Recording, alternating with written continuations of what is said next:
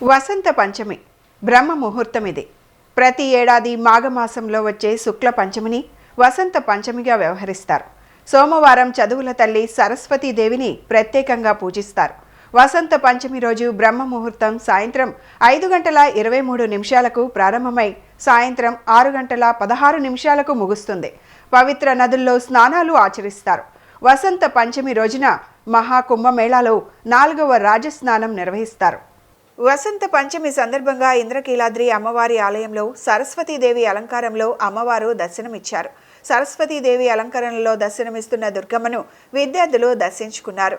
విద్యార్థులకు ఆలయ అధికారులు ఉచిత దర్శనం ఏర్పాటు చేశారు. ప్రతి ఏటా దుర్గగుడిలో విద్యార్థులకు అమ్మవారి ఆలయంలో పెన్ను, అమ్మవారి కంకణం, ప్రసాదం అందజేస్తున్నారన్నారు. ఈ ఏడు కూడా విద్యార్థులకు పెన్ను, ప్రసాదం అందజేశారు. సోమవారం దుర్గమ్మ వారి ఆలయానికి విజయవాడ స్కూల్స్ నుంచే కాకుండా ఇతర చుట్టుపక్కల ప్రాంతాల నుంచి పెద్ద ఎత్తున విద్యార్థులు దుర్గగుడికి తరలివచ్చారు.